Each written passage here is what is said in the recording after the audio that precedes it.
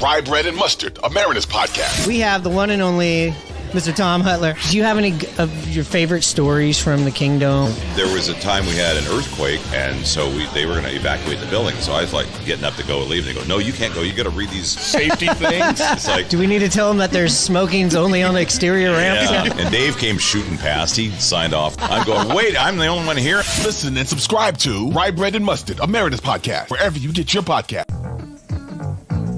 Get ready to play hardball in the Kingdome. Take me to the ball game.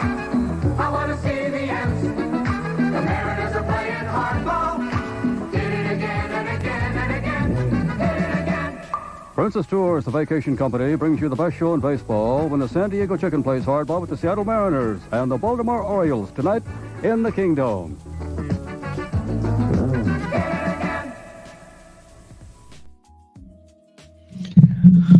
All right, Hannah, we are back since last week. Our first time back here. We gave it a week. We looked for a bigger sample size, so to speak, to record an episode, or else you could chalk it up to Hannah if I'm being 100.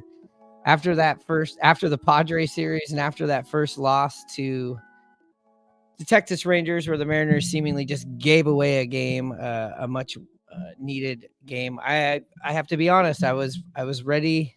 I had the stationery out. I had the pen. I had the ink pen. I was getting all my fancy calligraphy skills together, and I was going to write my concession speech on the season. But at the time of this recording now, here on Monday night, the Mariners have pulled in within 2 games of the wild card with 12 to play. Still a tough road to go. And as we're recording this, Hannah, the Padres are in the lead on the Houston Astros, just right down the street from me here. They're down in San Diego. They have a 2-run lead on the Astros, top of 7. Maybe by the end of this podcast, we'll know which way that half game is going. How you feeling? What are you thinking? What's going on? As far as the team, the same. We'll see what they can do. They played good recently, but how was that concert? Boys to Men. Yes. Last night, Boys to Men concert. To cap off a great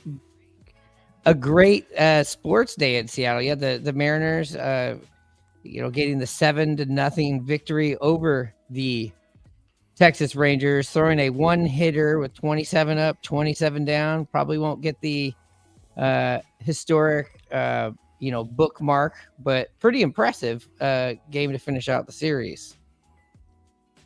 Yeah, I didn't watch it. It's football all day, every day. But that's good. They played a good game. Good to see George Kirby get going again. I just read about it. Impressive day. And then they finished off with a couple of my favorites, Thornton and what's his name, the victory cigar, Bizardo. Yeah, so 7-0. They scored a touchdown. Good for them on Seahawks Sunday. Yeah, and they had a couple of 5-4 victories prior to that. I think you were actually pretty impressed with.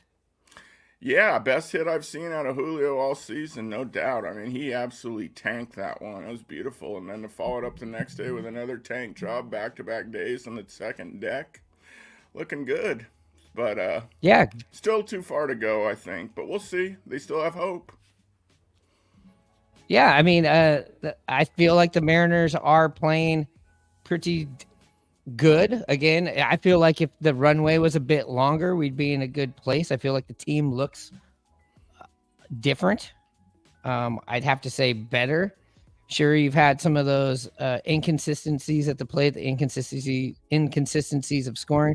But since our last show, they've went 4-2, in their last 6. You put together another 4-2, maybe another 4-2. With some help, you have a chance. I feel like 9-3, you have a really good shot. 10-2 would probably do it. But can this team do that when you're looking down the barrel at the New York Yankees, a trip down to Texas, and then, of course, the Mariners' least favorite place to play, and I think the least favorite place for a fan to watch. You got 3 in Houston, and then back in Seattle for 3 to finish up with the A's. That's what your 12 games are looking like here. Yeah, I just come back to, they played pretty good this last week, but I just haven't seen in a row the whole season, at least playing this good, how they've been playing. So we'll see if they can create a miracle and play back to weeks pretty solid, like they've been playing, where they've been hitting the ball, getting that clutch hit, a lot of home runs, and excellent pitching. Yeah, excellent starting pitching for sure. And the bullpen has been pretty decent. Even that game on Thursday night, sure, there were some hits given up there in the 8th inning, but there wasn't clean defense in game 1 of the series there, if you can remember back that far. Yeah, I can't.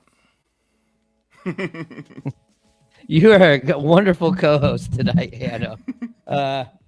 Well, since you can't remember, I will just go back to that 8th inning. You kind of had a play that Luke Raley probably should have had at first base, but he was, and then you also had one that was a little bit going to his right for Polanco that just you could just see the wear and tear and the no range on that play.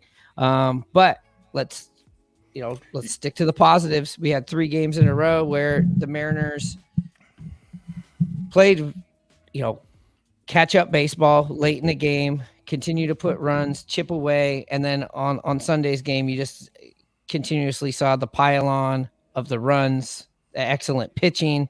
And it felt like a bit of a galvanizing moment there where Randy Arozarena, after he got his 20th home run of the season and had himself a celebration going around the bases, kind of a little bit of beef with Jonah Himes there, or Jonah Himes had a little bit of beef with Randy. Nothing came of it except for the fact that he got hit in his very next at bat. The guys in the dugout get up on the step, to have Randy's back, and Randy looks over at the lineup at the dugout, tells everybody to calm down, and makes his way to first. And by listening to the announcers, by listening to anybody covering the game, seemed like Randy probably knew that was coming. Oh, I'm sure. I mean, if that was against us, we'd be fired up as well. If that was to happen against us. But yeah, quite a showman old Randy Arozarena was on that. Steps out 3 pitches in a row and then waits for that 4th pitch and puts it in the seats. Pretty amazing. Yeah, it was a fun at bat to watch. He was just going to let a strike, go down the middle of the plate, which I don't really care for that much. It's something to get used to.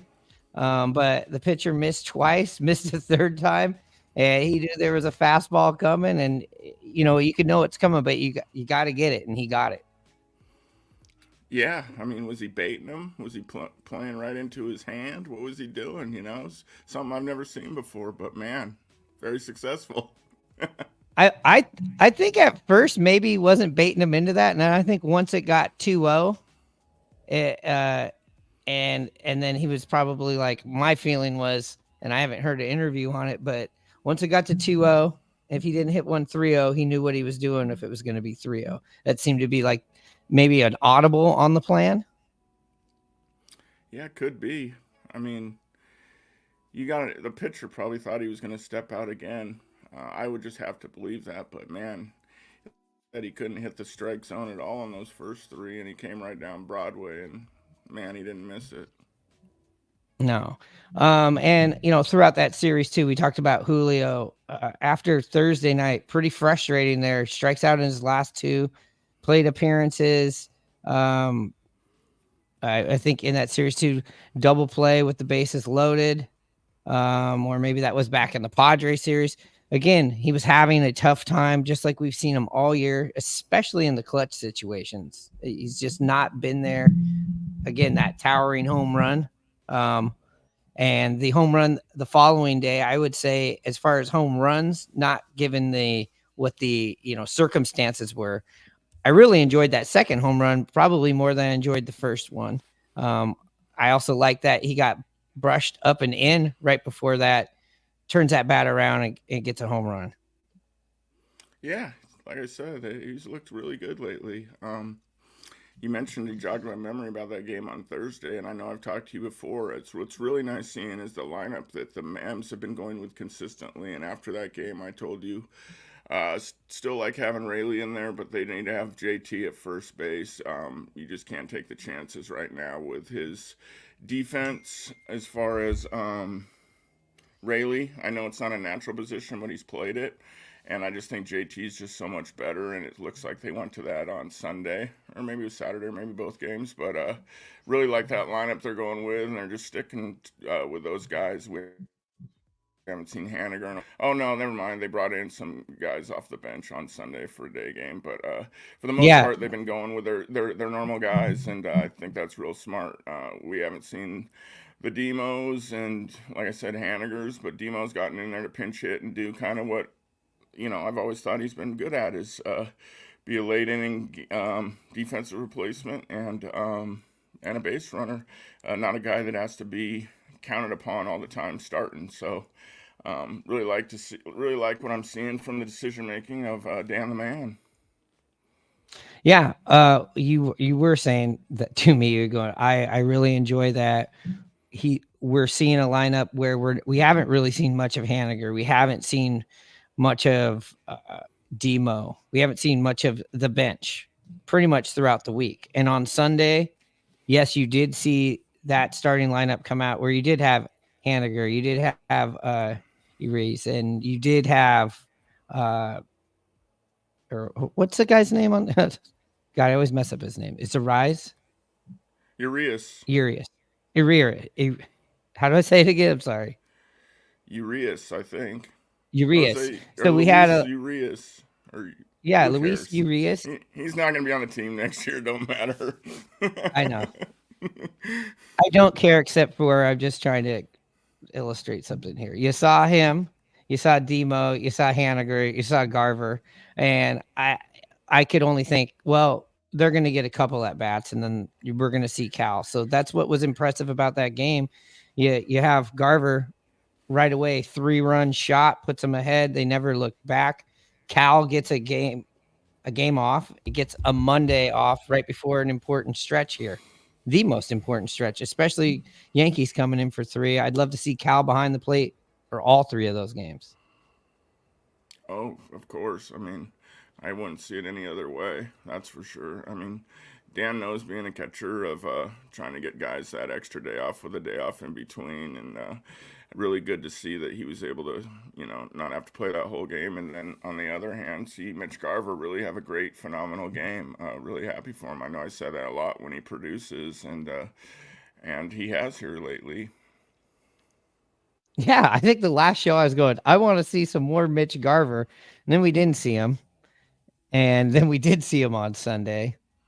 And yeah, he's turned it around, and that, like I said, I feel like that was crucial to let Cal get that extra day right there. And as far as the other guys, you got Polanco out of there for a day as well.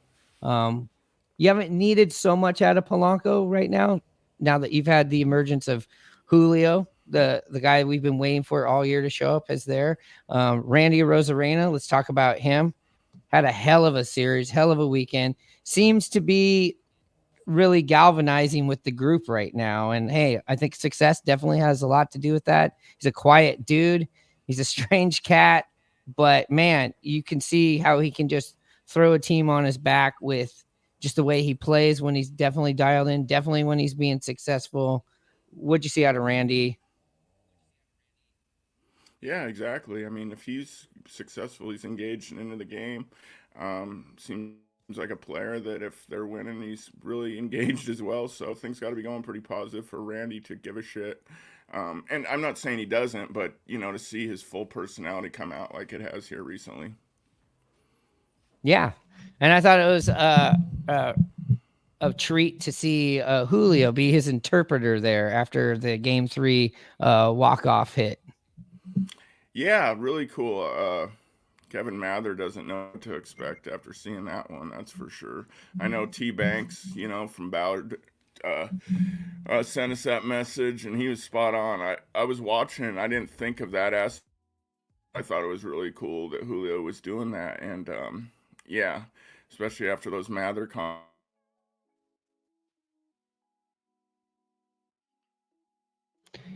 I think we lost Hanno right there. Maybe we didn't. You back, Hanno? Yep. Yep. Yeah. Yes. Definitely after those Kevin Mather comments. Yes. So as far as those two, now that they're emerging, one guy who has not stopped ascending is Victor Robles, who I thought had just an amazing series. I mean, you look at his last week of baseball, 480. You look at his last 2 weeks, 471. His last 30 games, 321. And that's 321 with his mini slump that he had.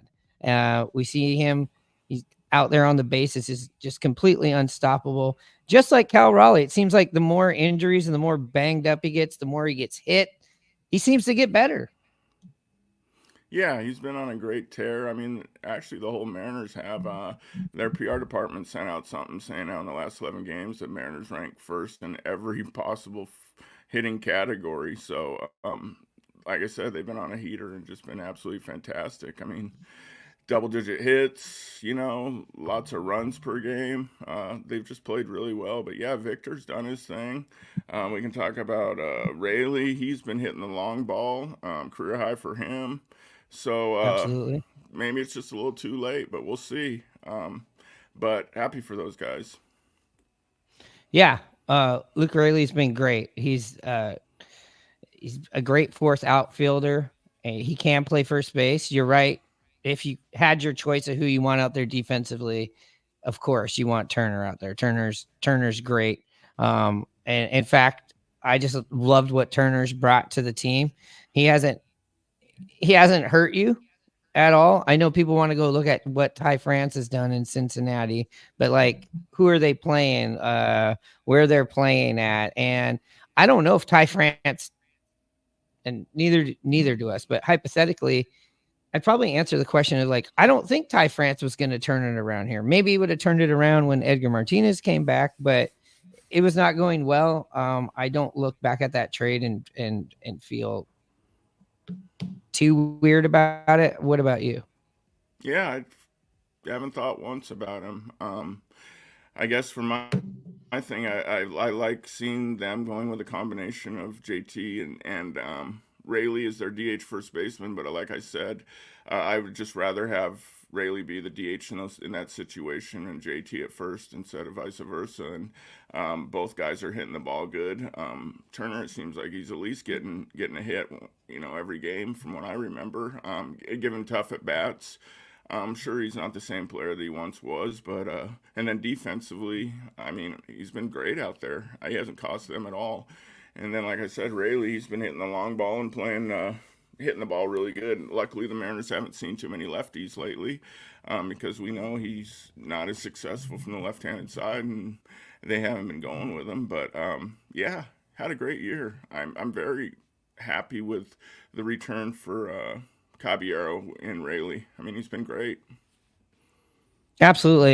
You get that edgy base runner and that and the attitude back into the Mariners personality with Victor and with Randy anyways.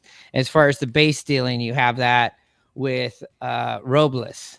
As far as having somebody who can play defense at first base like Ty France did, Turner, Ty France, no different. So like all those elements that kind of you had, you also replaced it. And I think you've upgraded. You've definitely upgraded with your outfield. As far as I look at the Mariners, I don't really want to be like looking towards the future because I'm still holding on.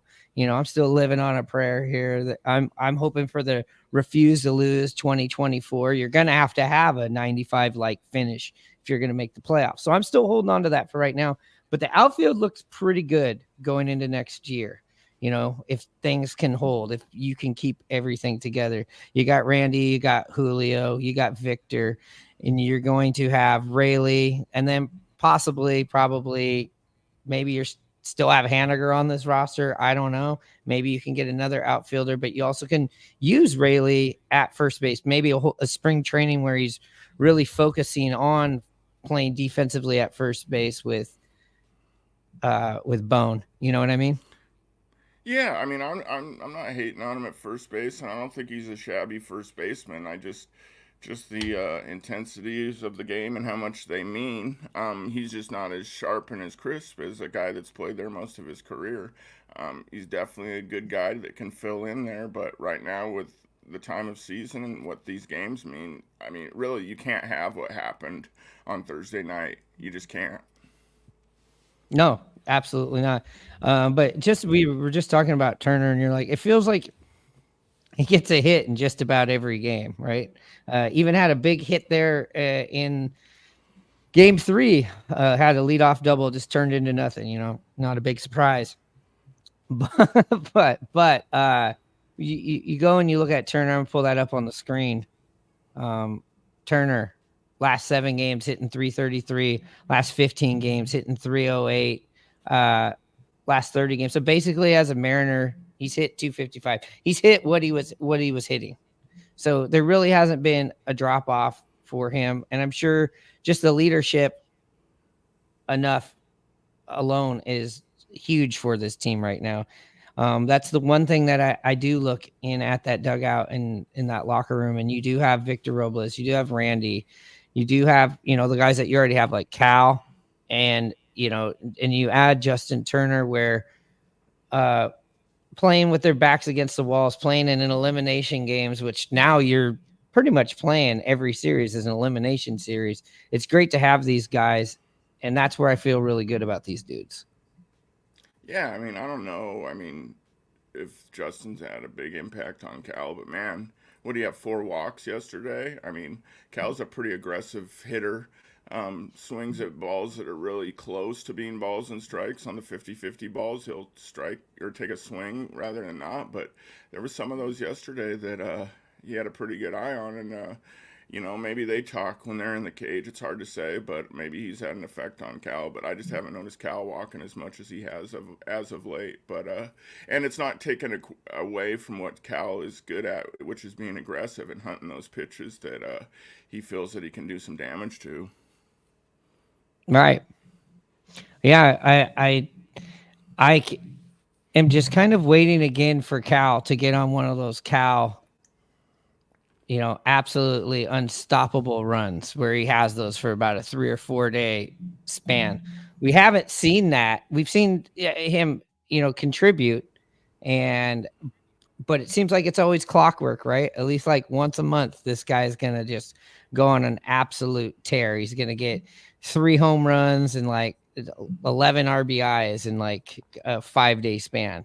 And I'm hoping that's going to be coming right now. We definitely need that. You align one of these other guys getting hot with the way Randy, Julio, and Victor, now you're cooking. Well, yeah, that's what's been so nice about this streak here as of late and how they've been playing. Cal's still doing his thing, but he's not, being as dominant or as he has been. The other guys have finally stepped up, and that's what's made this stretch so nice, is we haven't had these other guys step up at a consistent time or a consistent clip like they have here recently, and we haven't had to rely on Cal, it seems like, bringing in that clutch hit at the end of the game or hitting the ball out of the yard to get us even on the scoreboard. So that's been what's been really nice, is there's so many other guys that have been contributing up and down the lineup, at least in the top end of the lineup, that you would hope you had this whole season. Yeah. I mean, everything at the end of your lineup should just be icing on the cake. You're seeing, since the last time we talked, it's been a week. There's no more discussion. There's no more speculation of who the leadoff hitter is anymore. We've gotten to see the lineup as we would probably all want to see it, right there at the top of the order. And 1 through 5 or 6, you're feeling good when the lineup turns back over to Victor Robles at the 1 spot.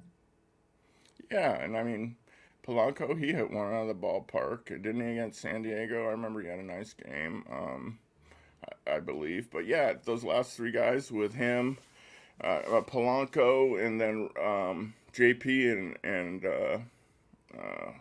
why is his name slipping my mind? Rojas. That's just like you mentioned, icing on the cake. As far as those guys, those are the only, the last three that have helped you at times throughout this year, but not guys you really expect to, get as hot like these other guys have as of late and really carry the team. Yeah, and defensively, I just want to say, we talk about it a lot on here, but we talk about it between the two of us.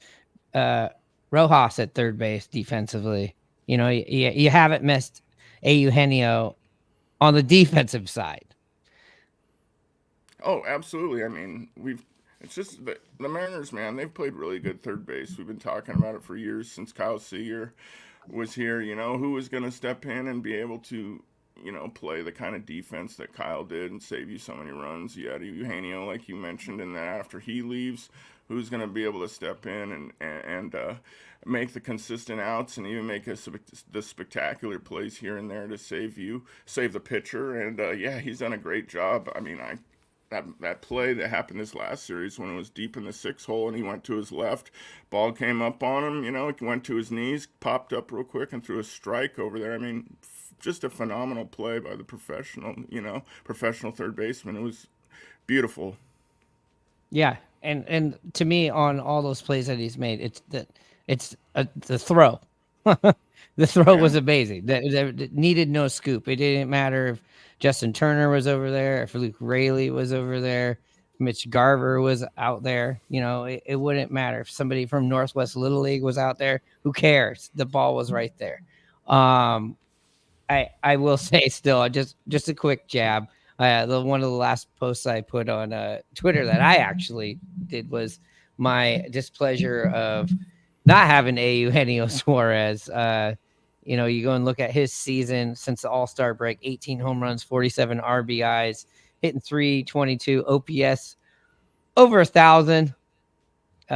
Anyways, we'll save that for another episode. But as far as defensively, Rojas has done it, and he had a nice start to the season too. You just kind of worry when there's a left-hander on the mound going down the stretch here. But that's what the top of the lineup's very right heavy, and your switch hitters that are up there, so they should be picking you up. JP Crawford seemed to have a better series. He's coming off of that injury, but he's also just not really had any sort of stretch this season. If you could just see him play just a bit better right now, we don't need as much from him. We're not depending on him, but of course, if he picks up his play, that would really help out. That I still feel like the end of that lineup. I know that there has been games that they've done well, but still, when I still look at the end of that lineup, it's not very scary. No, not at all. But man, you're right.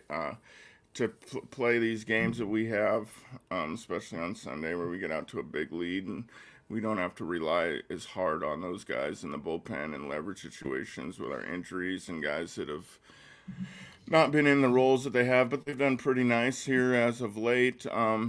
It's just, I just can feel like it could come to a crashing end here at the moment because it's such uncharted territory for these guys. But hopefully I'm wrong. I mean, the only guy who's really used to it is Munoz, and we'll see how this bullpen will hold up here down the stretch because they're going to be needed.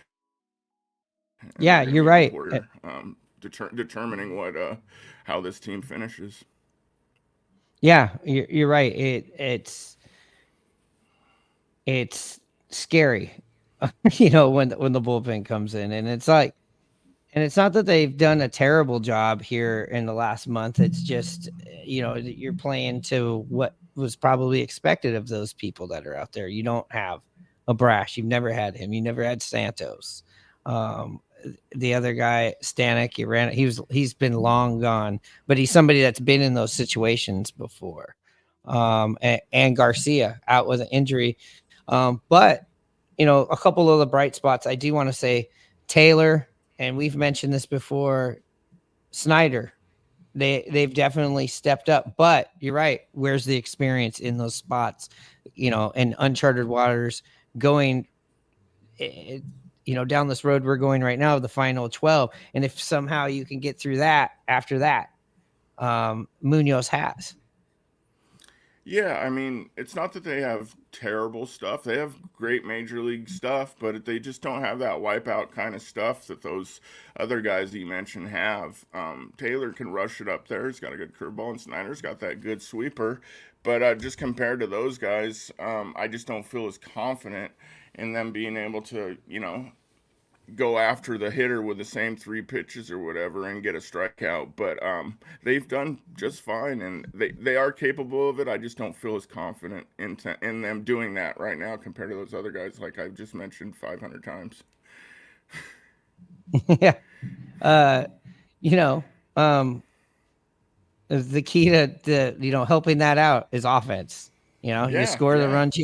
You have a few more of those games that look like Sunday's game look, or the Mariners have on a few of these victories. Let's just take their last 10 games that they've actually won. There has been those games that you don't need to go to your high leverage people, and of course, we have 12 games.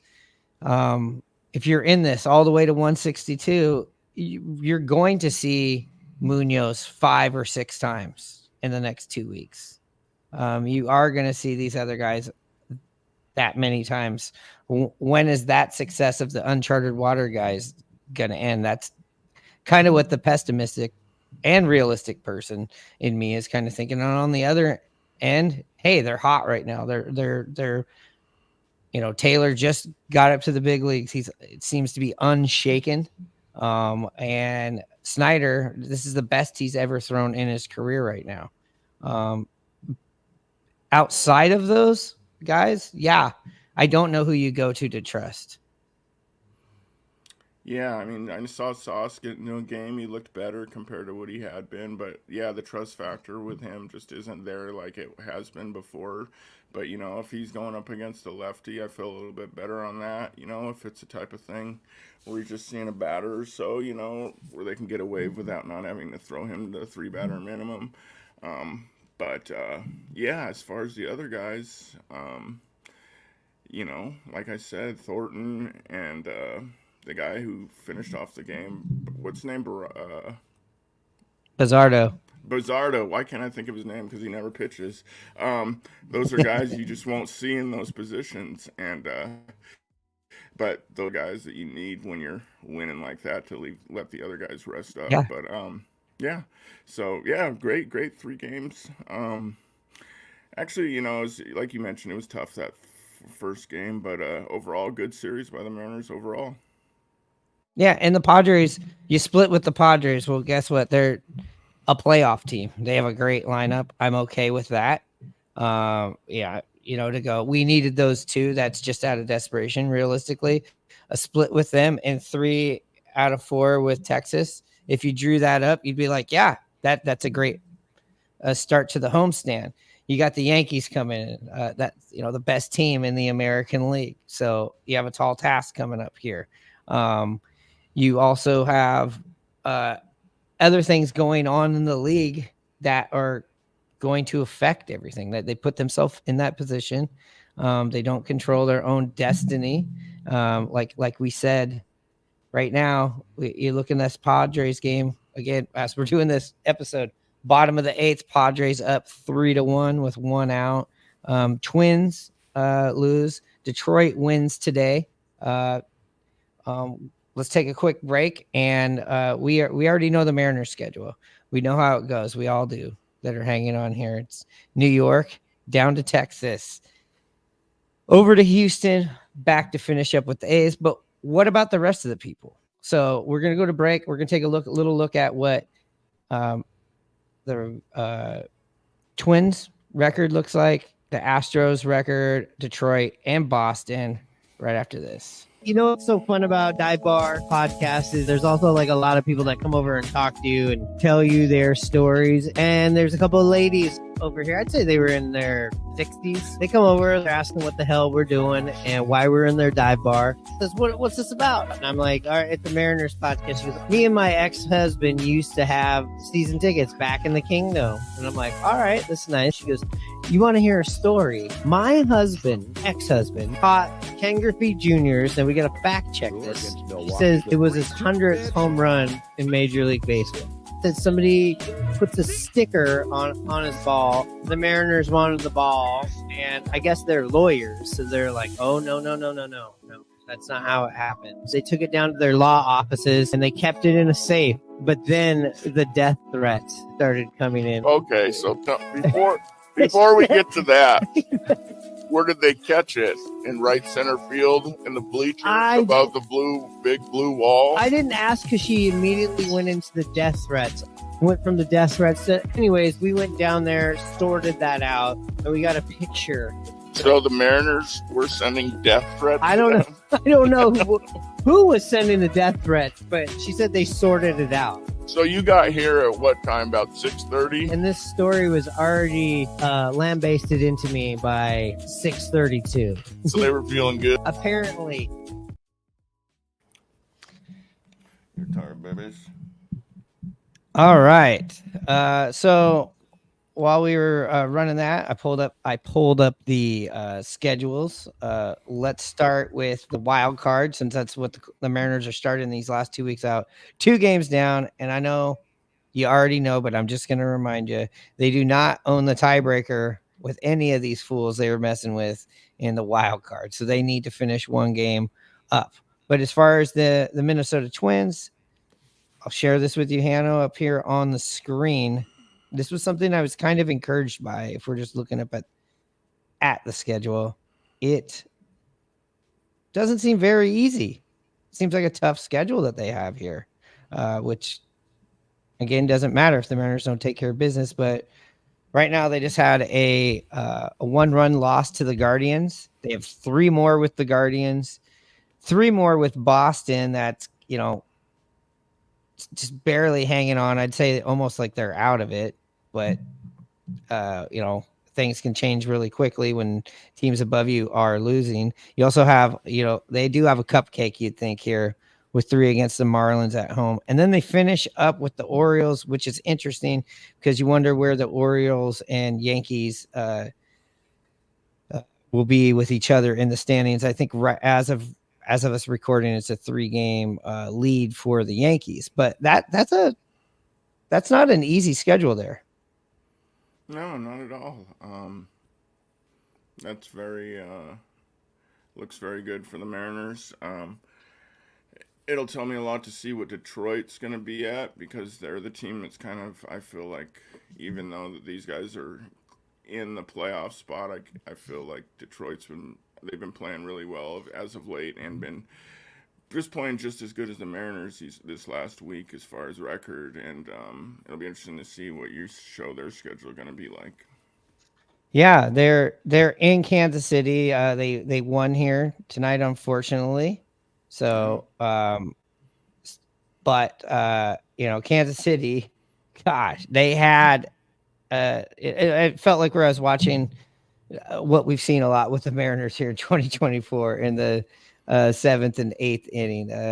Kansas City definitely had their chances, and Kansas City usually seems like they cash in on that. That's a team that will put runs up on you.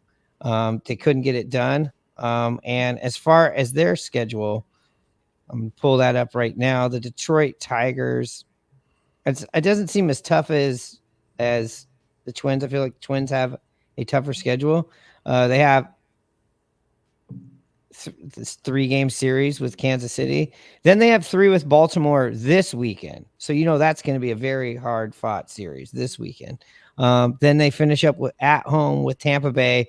And then this is really scary. The final 3 against the White Sox. Yeah. So you figure they're going to win those last 3 or 2 of those last 3 already. So you got to throw that into the barrel. So really it's what happens here in this Kansas City series, in this Baltimore series. And then, Tampa Bay can always be tough. They're a thorn in your side kind of team. Always. I mean, they're usually going to the playoffs. Yeah. I mean, It's going to be very interesting where it comes down to.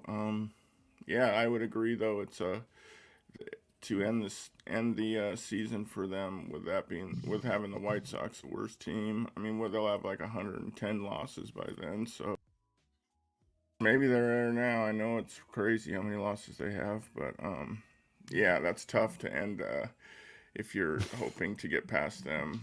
End up seeing them face the White Sox. Yeah, if you're just going off of who the Mariners are playing in their final three, they're playing Oakland. Oakland's been tough on people. You look at Detroit, and they're playing the A's. You look at the Twins, they're playing Baltimore. But again, is Baltimore going to be setting up for what they're doing in the playoffs, or are they still going to be competing for that for the AL East? And then, of course, last and least like to talk about here on the podcast or with any Mariner fan, we'll take a look at the Houston Astros after we have this big 3-game series in Houston with them. They finish up with the Cleveland Guardians. Now, that's kind of interesting. Right now, they are in San Diego, losing. That's a tough series. Then they got 4 with Anaheim at home, which doesn't make you feel great. And then, of course, the 3 with the Mariners, and then the Guardians. And as far as the Guardians go, what's their last weekend going to be like? Are they still going to be competing for this number 1 seed, that New York has taken as of right now? I mean, this upcoming series is, something that's definitely affecting what's going on with the Yankees and Guardians and the seedings and everything. But as far as their lead on the Royals right now, they have a 5-game lead on the Royals. So they might already be locked in, so maybe their starting pitchers aren't usual or top of the depth of the rotation might not be playing. So that's going to be interesting. Yeah, absolutely. I mean, like you said, if they got everything clinched as far as they want, they could be, setting their pitching rotation up for something. So yeah, that's not good news. And it seems like No. the Astros have kind of the easiest schedule out of most of the teams we've seen. I mean, definitely going to have to win all of them against them to have a shot. That's for sure. When I look at the Astros schedule, I'll pull that up again. Like the Padres series right now is a tough series. That's a tough series. The Mariners series is a tough series. If you're an Astro fan, the Mariners have the tiebreaker over Houston. And then you have the Guardians. Now, depending where the Guardians are at, I think really dictates how tough or how soft of a landing that is. The 4 games against Anaheim, yeah, that is definitely a factor on the toughness factor there on Houston. But I feel like if there's any of these schedules that really helps out the Mariners, it's probably the Minnesota Twins. But like you've mentioned, you got to worry about what Detroit is doing right now. So really it's come down to winning and needing help against 3 teams. Yeah. I have a feeling Boston's going to kind of fade more and more away. And I think it is there's 2 spots and 4 teams playing right here. And I would assume the Houston Astros, because of their 4-game lead in the West, and then there's a 2-game difference with the wild card. I would assume Houston, they only have to play 500 ball and they're going to be in one way or the other, right? So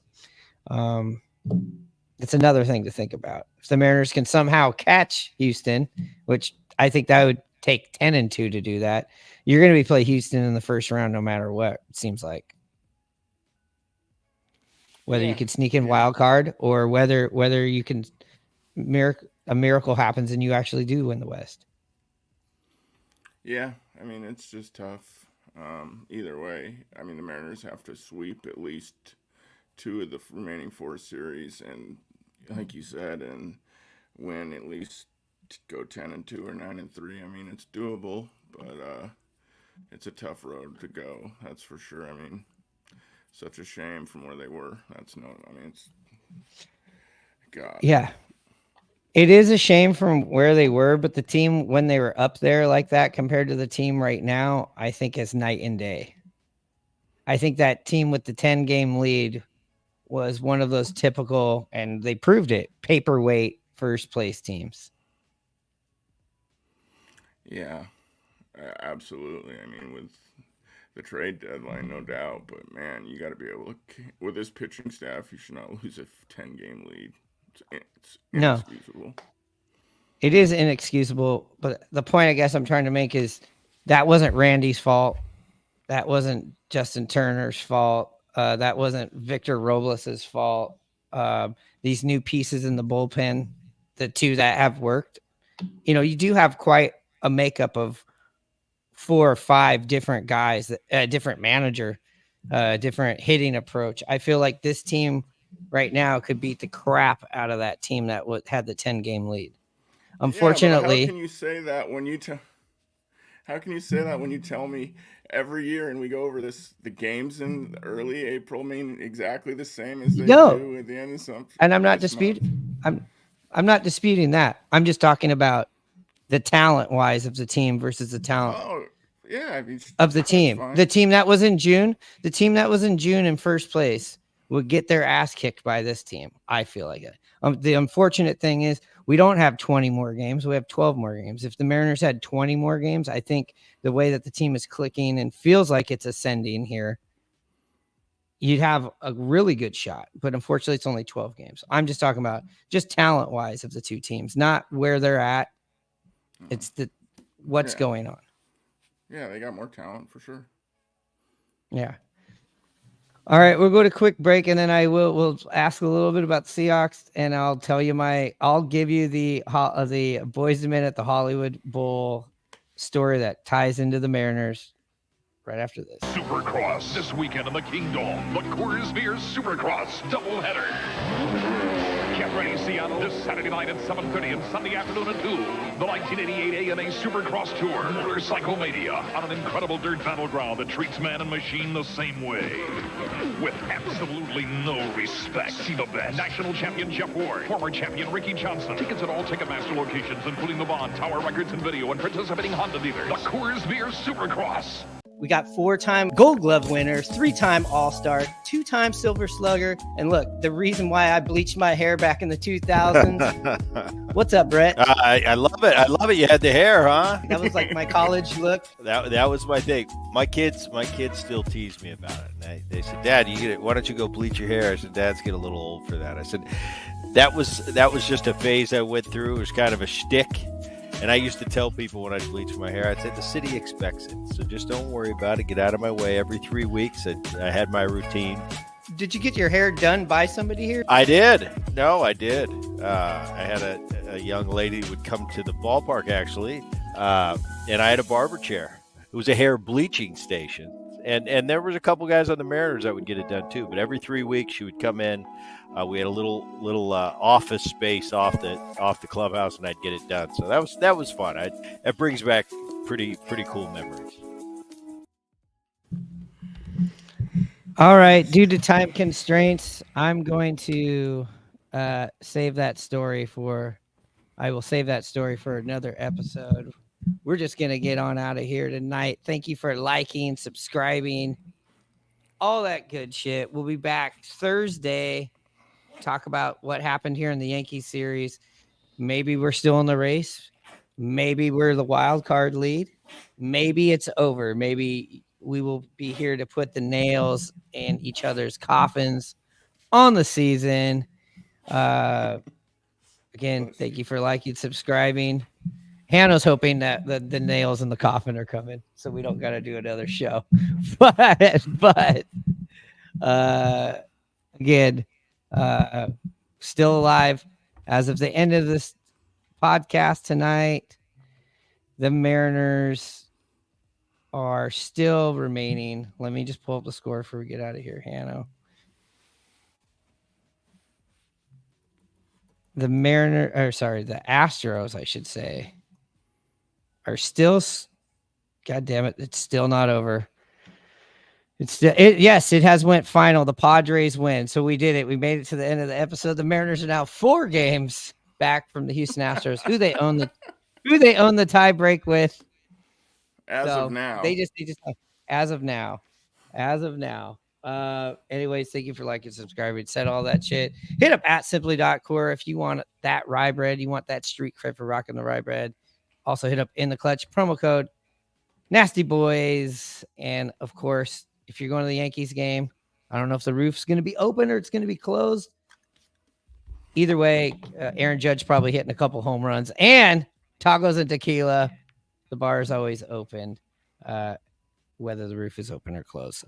Make that your pre and your post. With that being said, Hanno, you know what time it is.